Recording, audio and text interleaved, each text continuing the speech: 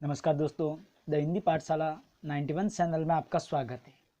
हम पढ़ रहे संपूर्ण हिंदी व्याकरण, जिसमें आज की हमारी क्लास नंबर है 46 और हमारा टॉपिक चल रहा है समास। ठीक है, हम पढ़ रहे हैं समास और समास की आज हम 5 नंबर क्लास पढ़ने जा रहे हैं। तो आज का हमारा टॉपिक है समास का द्वंद्व समास। तो देखिए दोस्तों, द्वंद्व समास में क्या होता है कि इस समास के दोनों पद प्रधान होते हैं। प्रथम पद और दूसरा पद यानी दोनों पद प्रधान होते हैं। जितनी प्रधानता पहले पद की होती है उतनी ही प्रधानता दूसरे पद की भी होती है। कहने का मतलब इस समास के अंदर द्वंद्व समास में क्या होता है कि दोनों ही पद, प्रथम पद और अंतिम पद यानी दूसरा पद कहो या अंतिम पद कहो या उत्तर पद कहो, तो दोनों ही पद है इसमें प्रधान होते हैं। और जितनी प्रधानता पहले पद की होती है उतनी ही प्रधानता दूसरे पद की भी होती है। जैसे कि देखिए दोस्तों, जैसे कि उदाहरण है सुख दुख।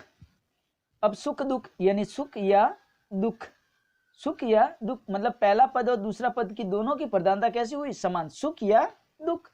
उसी प्रकार से एक उदाहरण है 55 मतलब 5 और 50, 5 और 50 दोनों की प्रधानता समान हो गई। इसी प्रकार से दोस्तों आगे देखिए, द्वंद्व समास को 3 भागों में बांटा जाता है। द्वंद्व समास को कितने भागों में बांटा जाता है? 3 भागों में। यानी द्वंद्व समास के जो प्रकार है वो 3 प्रकार हैं। ठीक है, जिसमें पहला जो है वो है इतरेतर द्वंद्व। दोस्तों पहला इतरेतर द्वंद्व जो है, इसमें क्या होता है कि इसमें और शब्द जो है इसका लुप्त रहता है। दूसरा जो है वो है समाहार द्वंद्व। अब समाहार द्वंद्व में क्या होता है यानी आदि या इत्यादि का उपयोग होता है, उसी प्रकार से विग्रह करते समय। ठीक है, उसी प्रकार से तीसरा जो है वो है वैकल्पिक द्वंद्व, और वैकल्पिक द्वंद्व में या फिर अथवा का प्रयोग होता है विग्रह करते समय। अब देखिए दोस्तों आगे इस प्रकार, अब पहला जो हम पढ़ेंगे इतरेतर द्वंद्व। इतरेतर द्वंद्व में क्या होता है कि इस समास में दोनों पदों के बीच में, इस समास के अंदर दोनों पदों के बीच में जो प्रयुक्त होता है और उसका क्या हो जाता है? लोप हो जाता है। इसलिए इसे इतरेतर द्वंद्व समास कहते हैं। यानी दो पद जो होते हैं उनके बीच में जो और शब्द है उसको लोप हो जाता है, इसलिए इसको इतरेतर द्वंद्व समास कहते हैं। जैसे कि देखिए दोस्तों उदाहरण है सीताराम। ठीक है, तो देखिए दोस्तों सीता और राम, ये और शब्द जो है ये लुप्त हो रहा है यहाँ पे। ठीक है, उसी प्रकार से लव कुश, तो लव और कुश। फिर उसी प्रकार से उदाहरण है जलवायु, जल और वायु। जब इसका विग्रह किया तो और शब्द आ गया। वैसे ही ज्ञानविता विज्ञान यानी ज्ञान और विज्ञान, मतलब जो और है सब जगह लुप्त है, इसका मतलब यहाँ द्वंद्व समास है। और उदाहरण देखिए जैसे लाल पाल बाल, तो जब इसका विग्रह करेंगे तो लाल पाल और बाल। ऐसे ही तन मन धन, तो इनका विग्रह करेंगे तो तन मन और धन। तो ये और शब्द जो है ये लुप्त रहता है, मतलब लोप रहता है इसका, तो इसका मतलब ये इतरेतर द्वंद्व समास है। आगे देखिए, आगे और उदाहरण है 68 यानी 8 और 60, ये इसका भी और शब्द जो है यहाँ से लोप है। फिर 63, अब 63 में भी और लोप है यानी 3 और 60 63। उसी प्रकार से 25 यानी 5 और बीच वाला और लुप्त है। शास्त्रास्त्र यानी शस्त्र और अस्त्र, जब इसका विग्रह करें शास्त्रास्त्र का तो शस्त्र और अस्त्र हो रहा है, शस्त्र और अस्त्र। ठीक है, अब विशेष तौर पे देखिए दोस्तों, विशेष बात यह है कि 1 से लेकर 10 और 10 से भाज्य जो संख्याओं को छोड़कर तथा उन उपसर्ग वाली संख्याओं को छोड़कर बाकी सभी संख्याओं में इतरेतर द्वंद्व समास होता है। यानी 1 से लेकर जो 10 तक संख्या है उसमें, और 10 से जो भाज्य संख्या है उन संख्याओं को छोड़कर, 1 से 10 तक छोड़ना है और 10 से जो भाज्य संख्या है तथा उन उपसर्ग वाली संख्याओं को छोड़ना है, बाकी सभी में क्या है? इतरेतर द्वंद्व समास है। इसी प्रकार से देखिए आगे दोस्तों, अगला जो है वो है नंबर 2 समाहार द्वंद्व।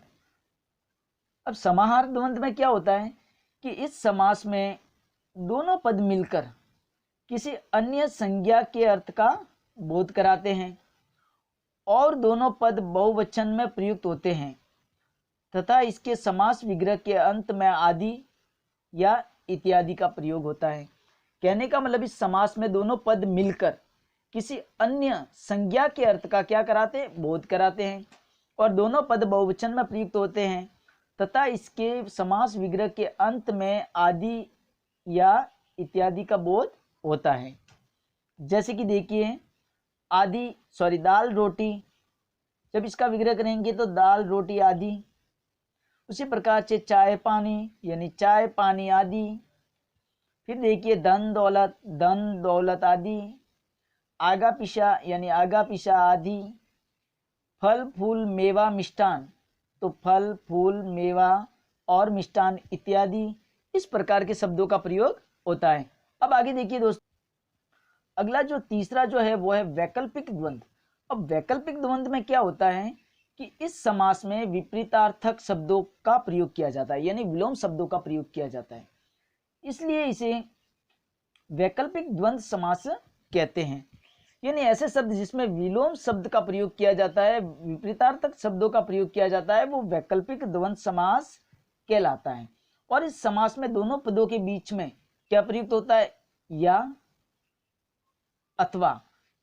अथवा इनका क्या हो जाता है, लोप हो जाता है।